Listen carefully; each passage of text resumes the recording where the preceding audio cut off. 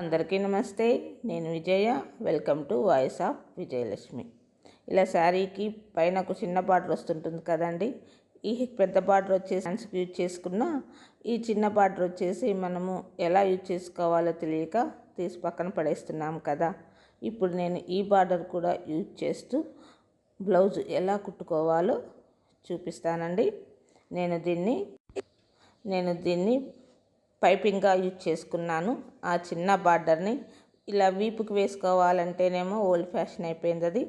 So అది ఎలా స్ట్రైట్గా ఉన్నా కూడా మనం క్రాస్గా కావాలి కదా పైపింగ్ చేసుకోవాలంటే, అది ఎలా చేసుకోవాలో ఈ వీడియోలో చూపిస్తానండి. వీడియో చాలా చిన్న వీడియో కాబట్టి అందరూ స్కిప్ చేయకుండా చూస్తేనే అర్థమవుతుంది. నేనైతే బార్డరుని 3 ఈక్వల్ పార్ట్స్గా కట్ చేసుకున్నానండి. దీన్ని ఇప్పుడు 2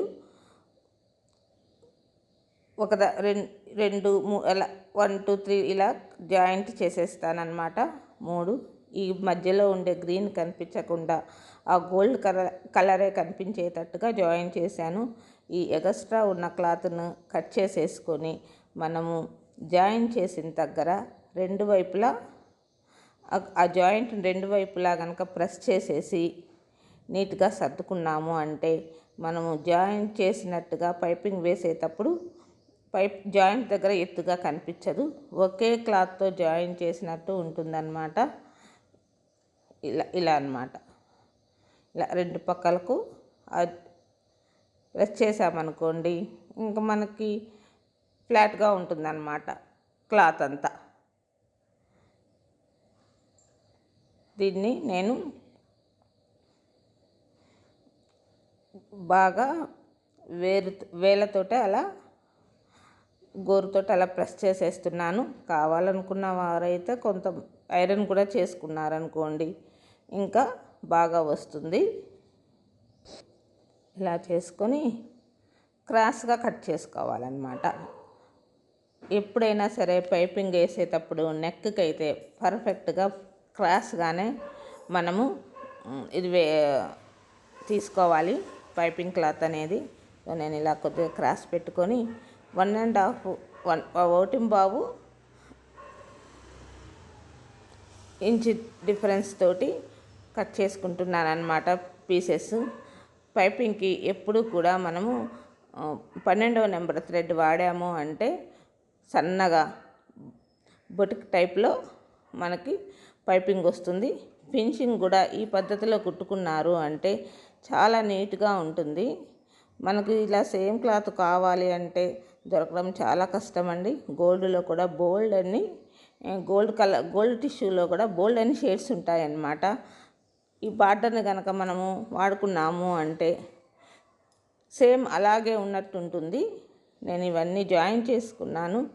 మనం కొంచెం తక్కువ అవుతుంది అనుకోండి, లాస్ట్లో మా పళ్ళు వచ్చే సైడు లెఫ్ట్ సైడు మనం గ్రీన్ కలర్ ఉంటుంది కదా బ్లౌజ్లో కట్ చేసిందే వేసుకుంటే సరిపోతుందన్నమాట. ఇక వీటిని కూడా జాయింట్స్ అన్నీ ఇలా నీట్గా సర్దేస్తున్నాను. మాకు జాయిన్ చేసినట్టుగా మనం కుట్టుకున్నప్పుడు ఇలా చేస్తే మనకు కనిపించదన్నమాట. ఇది చిన్న బార్డర్ కాబట్టి నాకు కొంచెం పీస్ యాడ్ చేయాల్సి వచ్చింది గ్రీన్ కలర్ది. ఇదైతే లోపలికి వెళ్ళిపోతుంది. బార్డర్ కనుక కొంచెం పెద్దగా ఉందనుకోండి, అంతా మనకు బార్డర్ క్లాతే వచ్చేస్తుంది అనమాట. ఇలా పైపింగ్ పెట్టుకొని సింగిల్ ఫుట్తో నేనైతే థ్రెడ్ పెట్టుకొని పైపింగ్ అయితే రెడీ చేసుకున్నాను. ఇక దీన్ని బ్లౌజ్కి కరెక్ట్గా కొలుచుకొని మనకు ఆ ప్లెయిన్ గ్రీన్ వచ్చింది లెఫ్ట్ సైడ్ వచ్చేటట్టుగా కుట్టుకోవాలన్నమాట. పైపింగ్ జాయిన్ చేసేటప్పుడు కానీ పైపింగ్ రెడీ చేసేటప్పుడు కానీ మనం సింగిల్ ఫుట్ యూజ్ చేస్తాం కదా, మిషన్ ఫుట్ మార్చాలి. సో అలా నేను ఇది జాయిన్ చేసేసాను బ్లౌజ్కి. ఇలా నా వీడియోస్ అన్నీ ఎక్కువగా మనము మనీ ఎక్కువ ఖర్చు పెట్టుకోకుండా ఎలా చేసుకోవాలి అనే ఆ అంశం మీదే నేను ఎక్కువ దృష్టి పెట్టి చూపిస్తున్నానండి. ఇది చూసారా ఎంత బాగా నీట్గా వచ్చిందో. ఎవరికైనా ఏమైనా తెలుస్తుందా మనము ముక్కలు జాయిన్ చేసి కుట్టినట్టుగా? బ్యాక్ సైడ్ చూడండి ఎంత బాగా వచ్చిందో.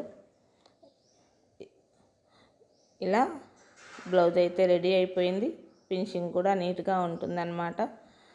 మీకు కనుక ఈ వీడియో కనుక నచ్చితే కనుక లైక్ చేయండి, సబ్స్క్రైబ్ చేసుకోండి. అదే హ్యాండ్స్కి పైపింగ్ వేసుకోవాలనుకోండి, స్ట్రైట్గా ఉన్న క్లాత్ సరిపోతుంది. బ్లౌజ్ నెక్కి వేయాలంటే మాత్రం ఎప్పుడు మనం క్రాస్ పట్టీనే యూజ్ చేయాలన్నమాట. ఇలా నా బ్లౌజ్ రెడీ అయిపోయింది. మీకు నచ్చిందా? నెక్స్ట్ వీడియోలో నేను ఇంకా రెండు బార్డర్స్ యూజ్ చేస్తూ శారీ బార్డర్స్ రెండు యూజ్ చేస్తే ఎలా బ్లౌజ్ కుట్టుకున్నానో చూపిస్తాను. అంతవరకు నా ఛానల్ని చూస్తూ ఉండండి. Thank you for watching. Bye bye. మరో మంచి వీడియోతో మీ ముందుంటాను.